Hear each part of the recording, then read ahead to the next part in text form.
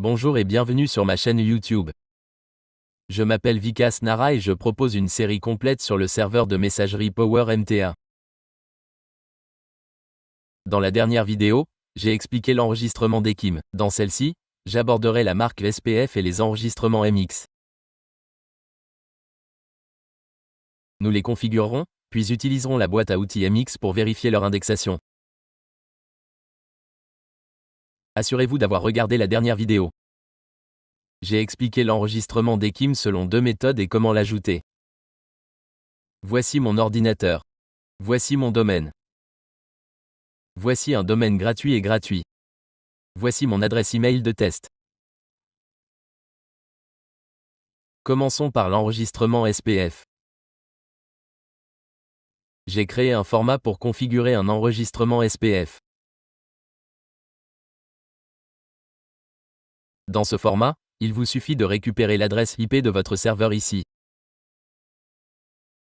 Vous devez la copier ici. J'insère mon adresse IP ici. Après l'avoir saisie, je copie le texte complet. Voici mon adresse email. Voici mon domaine. Je vais accéder à la section de gestion DNS. Ici, je dois ajouter un enregistrement TXT. Je vais définir le TTL à 300. Cela accélère l'indexation. Je vais saisir cette valeur ici. Je dois l'appliquer à mon domaine principal. Si vous utilisez un autre fournisseur comme GoDaddy ou similaire, vous devez la saisir ici. Pour un domaine gratuit, ce n'est pas nécessaire. Je vais donc le configurer comme ceci. Je clique ensuite sur « Enregistrer les modifications ». L'indexation aura lieu après un certain temps. Ensuite, allez dans la section Outils et vérifiez l'enregistrement SPF. SPF signifie Sender Policy Framework. Nous allons également ouvrir MXLOOKUP et les outils de marquage. C'est ce que nous allons faire maintenant. OK. Quel domaine devez-vous saisir ici? Je vais saisir mon domaine et cliquer sur « Recherche d'enregistrement SPF ». Il ne sera pas encore indexé, car cela prend du temps. En attendant, je vais vous expliquer les deux autres enregistrements. Parlons de l'enregistrement de marquage et de l'enregistrement MX. En attendant l'indexation, vérifions s'il est déjà indexé. OK, il n'a pas encore été indexé. Passons maintenant à l'enregistrement de marque. J'ai également créé un modèle pour cet enregistrement. Il vous suffit de modifier votre nom de domaine. Mon nom de domaine est celui-ci.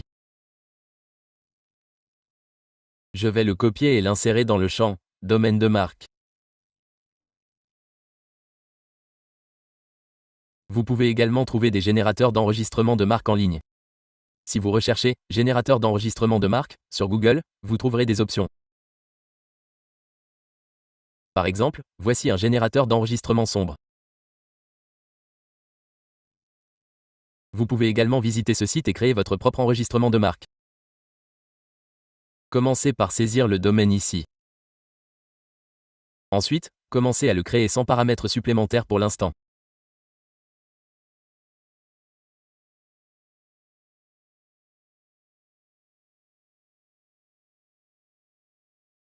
Vous devez également saisir l'adresse email de l'utilisateur enregistré. Pour l'instant, je vais désactiver la fonctionnalité de réception des rapports et procéder comme suit.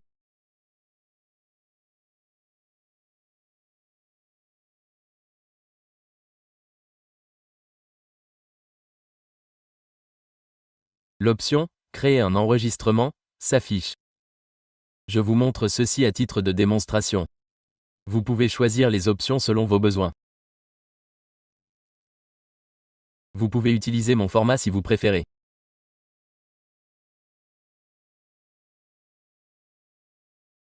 Vous trouverez le lien du site web avec tous les détails dans la description. Mon site web est vk.com. Je vais copier l'enregistrement de marque d'ici.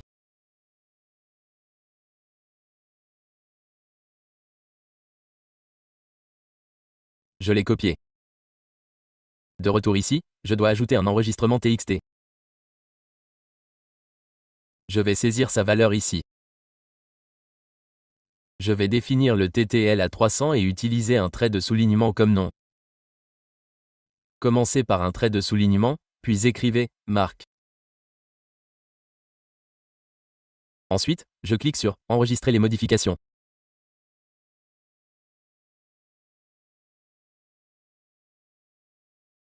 L'enregistrement est enregistré. Nous allons maintenant configurer l'enregistrement MX. J'utiliserai l'enregistrement MX du panneau C ici. Laissez-moi vous montrer un instant.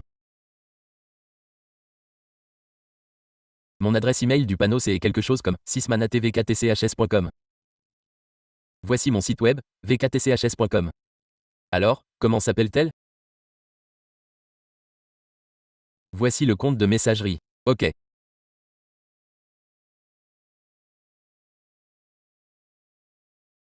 Le serveur est mail.bktchs.com. Pour utiliser l'enregistrement MX de Gmail, utilisez le nom de serveur smtp.gmail.com.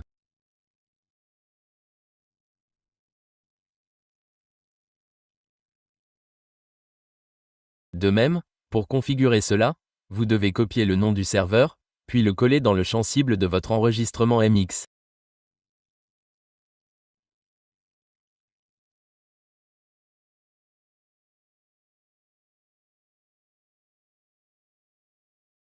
Je vais définir la priorité à 5 et le TTL à 1000. Après avoir ajouté cet enregistrement MX, vous devrez utiliser son compte email pour les réponses.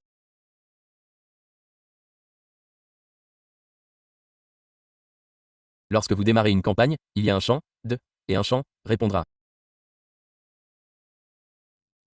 Vous devez utiliser l'adresse email de ce domaine dans le champ « répondra », par exemple, adminbts.com.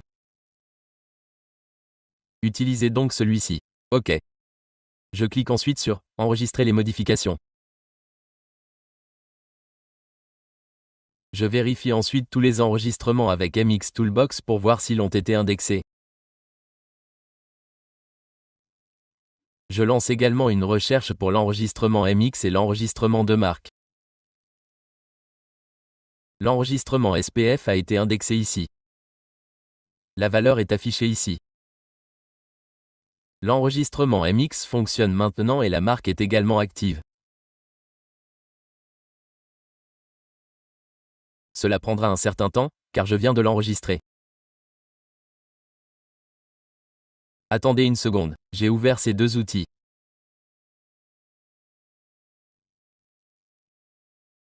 Cochons la marque pour la recherche de marque. OK, pourquoi affiche-t-il l'enregistrement SPF à la place?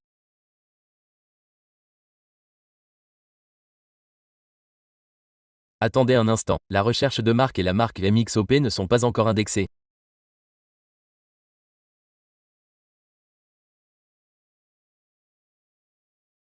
Vérifions l'enregistrement MX. Je mets ma vidéo en pause jusqu'à ce moment-là. Ensuite, je reprends. L'enregistrement MX a été indexé ici. L'enregistrement de marque l'est également. Regardez, notre domaine apparaît ici. Que faire ensuite? Que sont tous ces enregistrements? Ce sont SPF, marque, MX et DKIM. Je les ai déjà expliqués dans la vidéo. Tous les enregistrements sont donc configurés ici. Testons maintenant avec smtp2o.net. Quel nom d'hôte devons-nous utiliser ici? Nous devons utiliser notre domaine ici. J'ai saisi le domaine et activé l'authentification. J'ai ensuite utilisé nos identifiants de connexion. Le nom d'utilisateur était utilisateur1 et le mot de passe passe 123. Où les trouver? Tout est écrit dans le fichier de configuration. Ensuite, il y a le champ « Expéditeur ». C'était notre adresse email de test. J'ai ensuite saisi mon adresse email ici.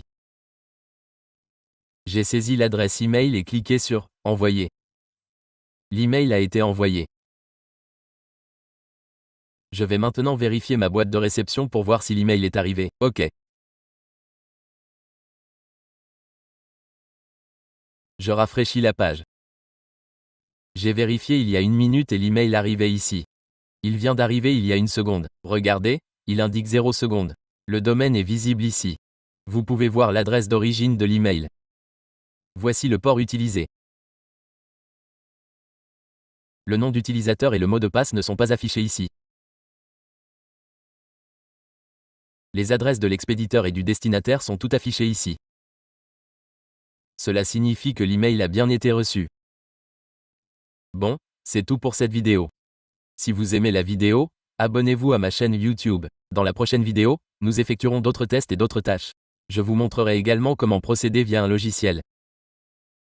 Si vous avez besoin de services liés à cela, vous pouvez m'envoyer un message sur WhatsApp. Vous pouvez également m'appeler pour configurer un serveur SMTP avec PowerMTA. Bon, merci d'avoir regardé.